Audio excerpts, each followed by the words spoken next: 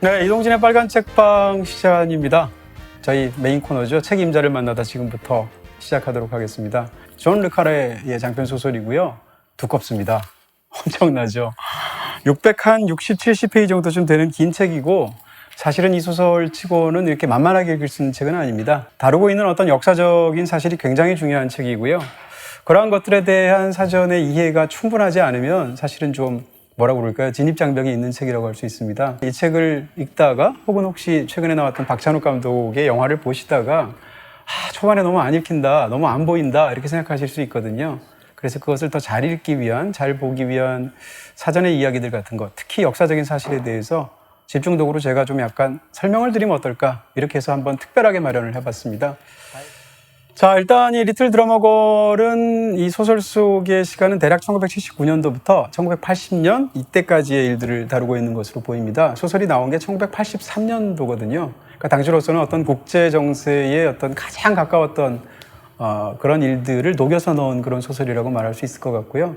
그렇지만 이 배경이 되는 얘기는 그야말로 2000년이 넘는다고 할 수 있습니다. 지금부터 그런 이야기들을 드리도록 하겠습니다. 어떻게 생각하면 약간의 역사 공부도 좀 되시지 않을까라는 생각이 들어요. 이야기의 시작은 아마 성경 얘기부터 시작해야 되지 않을까 싶고요. 네, 팔레스타인 땅에서 지금 이스라엘 민족 그리고 또 팔레스타인 민족 사이에서의 갈등에 관한 그 이야기들을 다루고 있는 것이 이 소설의 핵심이거든요. 그래서 그런 이야기로 시작해야 될 것 같습니다.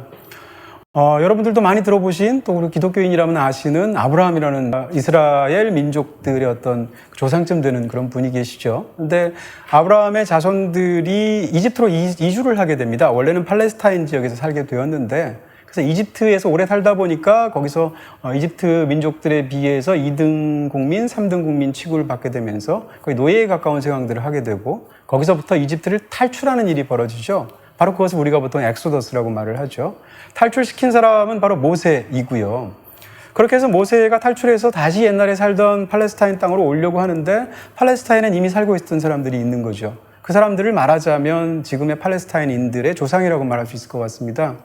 구약 성서에 나오는 이 표현으로는 블레셋 사람들 이런 사람들이 이제 사실은 팔레스타인 사람들의 일부라고 말할 수 있고요.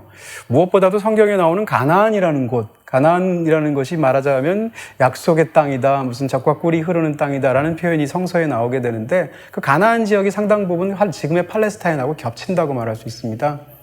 근데 돌아왔던 자기의 땅에서 그 땅을 이미 있었던 팔레스타인 사람들이 그냥 여기 있어 하고 땅을 바칠 리는 없지 않습니까? 그러다 보니까 일종의 어떤 정복의 전쟁들 같은 것이 벌어지게 되고 그런 일련의 과정을 거쳐서 최초의 유대민족 국가가 서게 되죠. 그게 여러분이 잘 알고 계시는 사울 왕이나 다윗 왕이나 솔로몬 왕이 지배했었던 만들었던 최초의 왕국입니다. 대략 기원으로 따지면 기원전 한 10세기 정도? 그러니까 지금부터 3000년 전의 이야기라고 할 수 있어요. 그런 상황에서 유대 국가가 성립을 했는데 그 사이에서 이제 북쪽과 남쪽이 나누기도 하고요. 또 그다음에 당시에 굉장히 큰 국가들이 있었죠. 이스라엘은 그렇게 강한 나라가 아니었으니까 대표적으로 아시리아 같은 나라, 바빌로니아 같은 나라 이런 나라들에게 이제 멸망하는 일을 당하게 되죠. 그러면서 약소국으로 지배를 받다가 마침내 이제 기원전후를 해서 대략 한 기원전 한 6, 70년 이때쯤 로마 제국의 지배하 속에서 디아스포라라는 현상들이 생기게 됩니다. 지금도 디아스포라라는 말 많이 쓰잖아요. 쉽게 얘기하면 로마가 대제국을 이루었는데 그 로마가 대제국을 이뤘던 그 수많은 그 작은 민족들 중에서 특히 유대 민족들이 반란이 많았던 거죠. 왜냐하면 다른 민족들은 로마의 지배를 순순히 받은 민족들이 많았는데 이스라엘 민족들은 단일신, 그러니까 하나님을 섬겨야 되는 우리는 선택받은 민족이다라는 그런 선민 사상이 투철했고 그들 나름의 어떤 독립적인 문화를 유지했던 그런 민족이기 때문에 로마의 압제 속에서 자기의 문화를 반납하고 그게 흡수되는 것에 저항했던 민족이었던 거죠. 그러다 보니까 로마 입장에서는 눈의 가시 같은 느낌이 있었을 것이고 중간에 여러 조치들을 하게 되는데 대표적으로 예루살렘이라는 유대 민족에게 가장 중요했던 도시에 유대 민족들을 살지 못하게 합니다. 그 쫓아내기도 하고 세계로 흩어버리죠. 그게 이제 디아스포라가 되는 건데요. 그러다 보니까 유대 땅에 살았던 유대 민족은 그로부터 2000년 동안 세계 각국을 떠돌게 되죠. 그래서 쫓겨난 유대 민족들이 주로 많이 살았던 지역 중에 하나가 바로 동유럽입니다. 그래서 동유럽에 수많은 유태인들이 있게 되고 거기서 일종의 변형된 유대 언어 히브리어라고 할 수 있는 이디시어 같은 것이 생기게 되고 이러면서 2000년이 지나게 된 거죠. 근데 여러분도 잘 아시는 것처럼 유태 민족들은 워낙 그 본인들의 어떤 고유의 문화 같은 것을 그대로 살리려고 하는 그런 민족이고 2000년이 지남에도 불구하고 그것을 흐트러뜨리지 않고 굉장히 동질감이 강한 문화를 갖고 있었기 때문에 한편으로는 경탄의 대상이기도 했지만 한편으로는 뭐라고 그럴까요? 경멸의 대상이기도 했겠죠. 그래서 오랜 세월을 거치면서 반유대주의적인 어떤 움직임들 같은 것이 있게 됩니다. 그러다가 결정적으로는 19세기에 들어오게 되면 19세기는 말하자면 민족주의의 시대거든요. 19세기가 돼서 유럽에서는 민족 국가들이 탄생하게 됩니다. 대표적으로 독일이나 이탈리아 같은 나라가 통일된 것 자체가 1860년대, 70년대 이때 일이고요. 그러면서 이제 민족주의 열풍이 유럽을 저세기에 이렇게 휩쓸고 지나가게 되는데 그러는 과정에서의 역작용으로 정반대로 민족이라는 개념이 중요해졌으니까 상대적으로 우리 민족이 아닌 자들, 그 중에서도 가장 독특한 문화를 갖고 있기도 하고 실제로 뭐 금융업이라든지 이런 것들을 장악하고 있는 것으로 보여서 눈에 가시처럼 느껴졌던 유태인들에 대한 어떤 반대되는 의견들이 생기게 되죠. 그래서 그 전에 있었던 반유대주의가 19세기에 달하면 절정에 달하게 됩니다. 20세기가 넘어자마자 1914년도에 정말 미중위의 전쟁이 터지게 되죠. 그게 여러분이 잘 아시는 제1차 세계대전인데 제1차 세계대전은 2차 세계대전하고 달리 이제 굉장히 복잡한 제국주의 전쟁이었습니다. 아주 간단하게 얘기하면 동맹국들하고 연합국이 싸운 전쟁인데 동맹국이 대표적인 나라가 독일하고 오스트리아하고 터키, 그 당시에는 오스만 투르크라는 제국이었었죠. 그리고 이제 연합국은 여러분이 잘 아시는 뭐 영국과 프랑스 그리고 러시아였습니다. 그래서 양쪽으로 나눠서 싸우게 되었는데 당시 아랍 지역이라고 우리가 말하는 지역, 요즘으로 얘기하면 뭐 사우디아라비아, 이라크, 뭐 시리아, 요르단, 이스라엘 뭐 등등등 이 지역에 있는 사람들은 그 당시에 오스만 투르크의 지배를 받고 있었거든요. 오스만 투르크라는 이름이 있는 것처럼 그 오스만 투르크 제국의 기본이 된 건 터키였습니다. 터키는 아랍 민족이 아니잖아요. 그런 환경 속에서 아랍 민족주의가 20세기 초반에 있게 되는데 그러다 제1차 세계대전이 생기고 나니까 아랍 민족주의를 만들겠다, 아랍 국가를 만들겠다는 일련의 움직임이 생기게 되죠. 그것을 다룬 영화가 바로 여러분이 잘 아시는 아라비아의 로렌스라는 영화가 바로 그 시절의 이야기들을 다루고 있습니다. 근데 그 당시에 이제 전쟁을 벌이다 보면 한 국가가 다른 국가에 대해서 싸우다 보면 정말 모든 걸 동원하게 되잖아요. 그러니까 오스만 투르크라는 그 적들 중에 일부인 그런 국가를 상대로 해서 저 제국을 이겨야 되니까 영국이 그 오스만 투르크를 무너뜨리기 위해서 하지 말아야 될 약속을 삼중으로 하게 됩니다. 이것이 어떻게 보면 오늘날 이 중동 분쟁의 뿌리가 되었던 굉장히 비극적인 사건이라고 할 수 있을 텐데 일단 영국 입장에서는 그 아라비아의 로렌스에 나오는 것처럼 아랍 민족들, 다시 말하면 그때는 이제 오스만 투르크의 일부지만 민족이 다른 거죠. 아랍 민족들을 찾아가서 어떤 협약을 맺게 되냐면 만약에 제1차 세계대전이 오스만 투르크가 패배해서 제국이 붕괴가 되면 아랍 민족들의 국가를 건설하는데 우리 영국이 최대한 힘을 실어주겠다라는 약속을 하게 되죠. 그래서 구체적으로 협정까지 맺어요. 후세인 맥마흔 협정이라는 협정인데 후세인 맥마흔 협정을 맺어서 후세인은 이제 아랍 부족이고 맥마흔은 거기에 담당하는 영국 관리죠. 그렇게 해서 협정을 맺어서 1차 세계대전이 끝나고 오스만 투르크가 붕괴하게 되면 우리가 아랍 민족국가를 형성하는데 힘을 실어주겠다라고 약속을 하죠. 그래서 이 아랍 민족들은 오스만 투르크에 저항해서 내부로부터 그 제국의 붕괴에 일조를 하게 되는 것입니다. 근데 이런 약속을 했으면 그 약속을 들어줘야 되는데 한편으로는 비슷한 시기에 유대인들하고도 약속을 하게 되죠. 유대인들한테는 또 어떤 약속을 하게 되냐면 유대인들은 상대적으로 재력이 빵빵했지 않습니까? 그런 상황에서 이 유태 금융 자본의 돈을 전비로 끌어들이기 위해서 유태인에게도 역시 비슷한 약속을 한 거죠. 그러니까 팔레스타인 지역이 너희들이 생각하는 예전부터 신이 준다고 했던 그 땅이라고 믿고 있지 않느냐. 그 땅에 너희 유대 국가를 세우고 해주겠다라는 약속을 역시 1차 세계대전이 끝나면 해주겠다는 약속을 영국이 하게 됩니다. 그게 굉장히 유명한 벨푸어 선언이라는 그런 정치적인 사건이었어요. 이 두 가지를 다 몰래 했거든요. 그러니까 서로가 서로를 모르는 상황에서 했고 영국이 더 나쁜 짓을 합니다. 세 번째 협정까지 맺게 되는데 이번에는 자기가 함께 연합국으로 싸우고 있는 자기 우방이라고 할 수 있는 자기 빼고 최강 대국이 프랑스잖아요. 프랑스하고 우리가 전쟁에 이기면 이 땅을 어떻게 나눠 먹을까를 협의를 하게 됩니다. 그게 이제 굉장히 유명한 파이크스 피코 협약이라는 건데 파이크스라는 사람은 이제 영국의 관리 이름이고 피코는 이제 프랑스의 관리 이름입니다. 두 사람이 말하자면 우리가 이길 거니까 중동 땅을 어떻게 나눠 먹을까를 땅 따먹기를 한 거예요.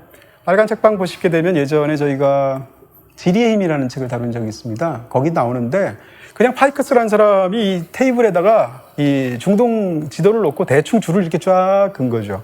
그래서 북쪽은 프랑스가 먹고 남쪽은 영국이 먹자 전쟁 후에 라고 하게 되죠. 그래서 북쪽이었던 선북쪽의 시리아는 프랑스가 가져가게 됩니다. 그리고 남쪽에 해당하는 뭐 이라크라든지 그 다음에 팔레스타인 지역 요르단 같은 쪽은 영국이 통치를 하게 되죠. 아니나 다를까 1차 세계대전이 끝나게 되니까 이쪽에 승전했지 않습니까? 그러니까 앞에 얘기했던 아랍 국가의 약속 혹은 유대 국가에 대한 약속을 시건을 한 거죠.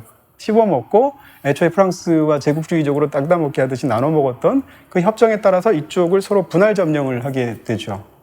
그러면서 그 땅에 살았던 유태인들 그리고 또 아랍 사람들은 영국에 대해서 어마어마한 불신이 싹트게 되죠. 바로 그때 그 어떤 그 선, 그러면서 지금 말씀드렸던 이런 역사적인 사실, 그리고 이제 이 삼중에 말하자면 어떻게 보면 외교의 사기라고 할 수 있지 않습니까? 이런 사기를 했던 그 영국이 어떻게 보면 오늘날 이 중동 분쟁에 가장 큰 그 재앙의 씨를 뿌린 국가라고 할 수 있습니다. 그런 부분에서 이 막중한 영국에 책임이 있다라고 얘기할 수가 있을 것 같고요. 그 이후에 이제 상황들을 여러분들도 약간 알고 있는 그런 부분들입니다. 1차 세계대전이 끝났고 영국이 거기 이제 분할 점령을 하게 되죠. 1910년대 후반부터 시작해서 분할 점령을 하게 되는데 그때 또 이제 어떤 일들이 벌어지게 되냐면 시오니즘이라고 여러분들이 아시는 그런 운동들이 점점점 거세집니다. 왜냐하면 아까 잠깐 말씀드린 것처럼 19세기 중반 후반부터 유럽 쪽에서 워낙 민족주의적인 열풍이 강해지고 반유대주의가 팽배하니까 유대인들이 겁이 나는 거죠. 안위가 두려우니까. 그런 상황 속에서 하나씩 둘씩 이 팔레스타인 쪽으로 땅을 사가지고 부자들이니까 정착을 하기 시작하는 거예요. 근데 거기에는 원래 팔레스타인 사람들이 또 2000년 동안 살아왔지 않습니까?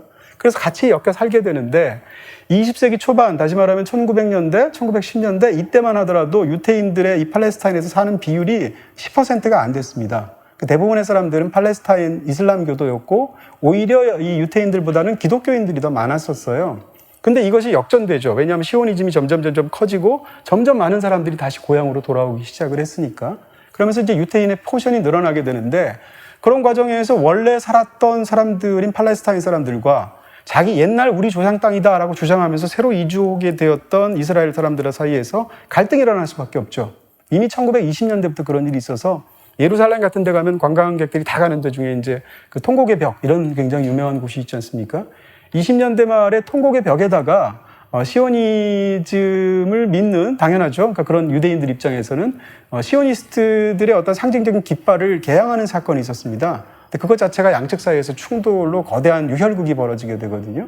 그러면서 그 이후부터는 계속 갈등이 일어나게 되니까 그 당시에는 이제 영국 통치였다고 말씀을 드렸잖아요. 근데 영국 입장에서 보면 이것을 해결할 능력이 없습니다. 왜냐하면 양쪽 측에 이렇게 평화협상 같은 걸 하려고 해도 양쪽 다 영국으로부터 뒤통수를 한번 세게 맞은 쪽이라서 영국이 무슨 말을 해도 믿지 않는 상황이었던 거죠. 그렇게 양측의 갈등은 벌어지고 유대인들은 점점점 늘어나게 되는데 결정적으로 1930년대 제2차 세계대전이 터지게 됩니다. 2차 세계대전이 터지니까 나치 치하에서 유태인들이 홀로코스트라는 끔찍한 일을 경험하니까 그 전후에서 수많은 유럽에 있던 유태인들이 이제야말로 갈 때다라고 생각해서 이 팔레스타인 쪽으로 다시 오게 돼서 인구가 급증하게 됩니다. 그러는 과정에서 홀로코스트가 일어나게 되고 600만 명의 유태인들이 학살당하는 끔찍한 일이 있었잖아요. 그러니까 전 세계적인 여론이 바뀌게 됩니다. 유대인들에 대한 동정적인 여론이 특히 서구 쪽에 팽배하게 됩니다. 600만 명이나 학살된 너무나 안 된 민족인 거죠. 그렇게 해서 시오니즘을 지지하는 물결들 같은 것이 유럽 사회에서 생기게 되었고 유럽과 미국에서 또 한 가지 결정적인 것은 어떤 경제적인 부분도 있었을 텐데 요즘하고 비슷한 부분도 있습니다. 나치의 박해하에서 그것을 피신을 해야 되는데 피신을 어디로 하겠습니까? 유럽 근처의 땅으로 하지 않겠습니까? 처음에는. 그러니까 유럽 각국의 입장에서는 이 난민들을 받아들이기가 싫은 거예요. 유태인들을. 그런데 이 사람들을 처치했으면 좋겠는데 시오니즘이 있으니까 이 사람들이 팔레스타인으로 다 가면 자기들이 난민을 받을 필요가 없잖아요. 그러니까 유럽 각국들이 유태인들의 어떤 시오니즘을 지지한 부분도 있는 거죠. 어떻게 보면 요즘 난민 문제하고도 약간 비슷한 측면이 있어요. 그렇게 해서 제2차 세계대전이 끝나게 되는 순간 1945년, 46년 인구 통계 같은 걸 보게 되면 유대인들이 불과 한 40, 50년 만에 인구가 폭증해서 한 30% 정도가 유대인들이에요. 그리고 한 60, 70%가 팔레스타인 민족들이 되게 된 거죠. 그 상황에서 이제 영국은 2차 세계대전이 끝나면 우리나라하고 상황이 비슷하잖아요. 이제 결국은 물러가게 되고 각국들이 이제 다 독립하는 물결들이 있게 되는데 영국 입장에서는 그런 능력이 없다고 말씀을 드렸고 결국 유엔에서 개입을 하게 됩니다. 그래서 유엔에서 1947년도에 이 분할안에 대해서 내놓게 되죠. 근데 분할안 내용은 뭔가 하면 지금하고 굉장히 비슷합니다. 이스라엘 땅이 굉장히 작잖아요. 그중에서 지금 팔레스타인 영토다라고 말할 수 있는 것은 크게 말하면 가자지구라는 곳이 있습니다. 지중해 면에 있는. 그리고 상대적으로 내륙 쪽에 있는 요르단강 서안지구가 있습니다. 서안이라는 얘기는 서쪽 언덕이라는 뜻이잖아요. 그러니까 요르단강, 성경에 나오는 요단강인데 그 요단강 서쪽 지역을 말하게 되는 거죠. 그리고 예루살렘이 기독교의 성지이자 유태교의 성지이자 이슬람교의 성지거든요. 굉장히 복잡한 도시인데 그 예루살렘 중에서도 서쪽은 유대인들이 점유하고 있었지만 주로 동쪽은 팔레스타인이 점유하고 있었죠. 그런 면에서 이 세 군데의 지역을 보통 팔레스타인의 영토라고 이야기를 하거든요. 그래서 그 양쪽을 구분하는 그런 분할안을 유엔이 내게 됩니다. 이 분할안에 대해서 팔레스타인에서 반대를 했어요. 왜 반대를 했냐면 아니 거기에 인구에 따르면 유태인들이 한 30% 차지하고 팔레스타인이 60, 70%를 차지해야 되잖아요. 상대적으로 유태인들한테 훨씬 더 좋은 분할안이었던 거죠. 바로 그런 이유로 분할안에 참여하지 않았고 바로 그래서 팔레스타인 국가는 건설되지 못했습니다. 바로 그 다음에 영국군이 빠지자마자 곧바로 이스라엘에서 독립을 선언합니다. 그게 이 책에도 나오는 1948년도에 이스라엘에서 독립전쟁이 되는 것이고요. 독립을 선언하자마자 이스라엘을 눈의 가시처럼 생각했던 주변의 여러 아랍 국가들이 있지 않습니까? 동시에 침공을 합니다. 이집트, 요르단, 시리아 이런 나라들인데 근데 침공을 해놓고 그 사람들이 졌어요. 이스라엘이 승전을 하게 됩니다. 승전을 해서 오히려 기존의 영토에서 영토를 확장을 하게 되죠. 그러면서 어떻게 땅이 결정되게 되냐면 가자지구 땅은 이집트의 귀속이 되고 서한 지구의 땅은 요르단의 귀속이 됩니다. 그리고 나머지는 확장된 형태로 이스라엘이 먹게 되죠. 그게 이제 국경선이 된 거예요, 말하자면. 그리고 나서 이제 계속 전쟁들이 있게 되죠. 2차 전쟁도 터지게 되다가 이 책에 나오는 가장 결정적인 사건이 1967년도에 있었던 제3차 중동전쟁입니다. 이스라엘에서는 그걸 6일 전쟁이라고 말을 하는데 6일 만에 전쟁이 끝났는데 그야말로 이스라엘군이 아랍군들을 초토화했죠. 그래서 6일 전쟁에 승전하면서 원래 시리아의 영토였던 골란고원 지역을 빼앗게 됩니다. 지금 말씀드렸던 가자지구, 골란고원, 그리고 서한지구 이 세 군데를 사실상 실효 지배하는 거죠. 지금도 거기는 이스라엘 군들이 거기를 지배를 하고 있거든요. 이제 3차 중동전쟁까지 겪고 나니까 팔레스타인 사람들은 그야말로 좌절감이 팽배하게 됩니다. 그 상황에서 70년대가 되면 팔레스타인 사람들이 적극적으로 테러를 하게 되죠. 왜냐하면 그 방법밖에 없다고 믿었으니까. 그러면서 이 책에서 나오는 굉장히 유명한 사건이 뮌헨 올림픽에서 일어났던 검은 9월달 사건입니다. 바로 스필버그 감독의 뮌헨이라는 영화 있잖아요. 그걸 다룬 얘기인데 팔레스타인에 있었던 무장 게릴라라고 말할 수 있는 검은 9월단이라는 외부에서 보면 테러 조직이고 그쪽에서 보면 혁명군이겠죠. 이 검은 9월단 단원들이 이 뮌헨 올림픽이 열리고 있었던 뮌헨에 가서 이스라엘 그 선수촌을 습격합니다. 그래서 인질들을 선수를 잡는 거예요. 근데 그 진압 과정에서 인질들과 테러범이 전부 다 죽는 참사가 벌어지게 됩니다. 그 일이 있은 다음에 이스라엘이 가만 안 있었겠죠. 그래서 관련된 검은 9월단을 한 명 한 명 다 차단해서 다 암살하거나 죽이거나 폭살을 하게 됩니다. 양자의 그 갈등은 그야말로 극대화되게 되는데 그로부터 한 9년, 10년 이 정도의 시간이 지났을 때가 바로 이 소설 속의 상황인 거죠. 이 소설 속에서 그러면서 이제 거대한 테러를 그때 당한 일들을 잊지 못하는 그런 팔레스타인 게릴라들이 이 조직의 지금 현재 주인공들에 맞서서 일련의 테러를 기획하면서 이 소설이 시작합니다. 소설에서 이제 주인공은 영국인 여성인 찰리입니다. 그리고 처음에 이 모든 사건이 시작되는 것은 독일이에요. 독일의 본에 있는 한 지역 이름인데 본은 옛날 동독 서독으로 나뉘었을 때 지금은 베를린이 수도지만 그때는 서독의 수도가 본이었었죠. 거기는 외교 공간에서 이제 벌어지는 테러로 이 소설이 시작하게 되는데 그러니까 소설 속에 등장하게 되는 영국이 주인공인 찰리는 영국 사람이지 않습니까? 그 다음에 사건은 독일에서 벌어지잖아요. 그리고 이 모든 배경에는 이스라엘과 팔레스타인의 싸움이 있잖아요. 그러니까 이 소설에서 다루고 있는 네 국가가 사실은 팔레스타인 분쟁에서 가장 중요한 네 국가예요. 독일은 왜냐하면 2차 세계대전 당시에 홀로코스트를 통해서 수많은 사람을 죽였으니까 그런 것들이 엮여 있는 것이 이 소설의 어떤 지리적인 배경이 되었다 이런 말씀을 드리고요. 그리고 그 중에 이제 이 팔레스타인 테러리스트로 곡 중에 나오게 되는 얼핏 봐서는 악역이지만 그 사람들 입장에서는 참담한 비극을 겪었던 주인공이 있습니다. 바로 살림이라는 그리고 또 칼릴이라는 두 형제 테러리스트가 이 소설에 말하자면 반대쪽에 이스라엘 반대쪽에 있는데 이 두 사람은 팔레스타인 사람인데 이 두 사람은 왜 이 지경이 됐느냐 아까 말씀드렸던 1967년도에 제3차 중동 전쟁 때 이 사람들은 서한 지구에 살고 있었어요. 근데 이스라엘이 침공을 해서 거기를 쑥대밭을 만들어서 피해서 다른 쪽으로 갈 수밖에 없었죠. 난민이 되었단 말입니다. 그러니까 바로 제3차 중동전쟁의 직격탄을 맞고 원래 살던 고향 땅을 떠나서 처참한 신세가 된 형제들입니다. 그래서 그들이 자신의 어떤 개인적인 한과 민족적인 어떤 자각과 이런 걸 가지고 이스라엘에 대해서 거대한 테러들을 기획하게 되는 것이 한쪽 측의 이야기다라는 것이죠. 다만 소설에서는 번역할 때 이제 번역하기 나름인데 보통은 이제 한국에서는 서한지구라는 말을 쓰는데 요르단, 여기서는 웨스트뱅크라는 말을 씁니다. 같은 말이고요. 웨스트뱅크가 서한이니까 한자로 얘기하면. 그래서 이제 소설 속에 등장하는 웨스트뱅크라는 것은 바로 요르단 서한 지구다라고 생각하시면 될 것 같고요.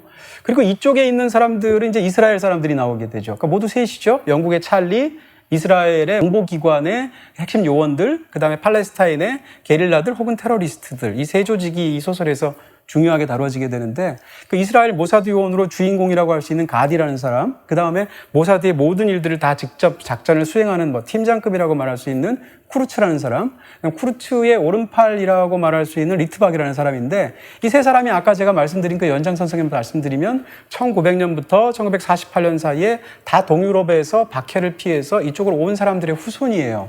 대표적으로 리트박이라는 말 자체가 리투아니아 출신의 유태인이라는 뜻입니다. 그러니까 리투아니아 지역에서 온 거고요. 그 다음에 쿠르츠라는 사람은 모라비아 출신입니다. 아버지가.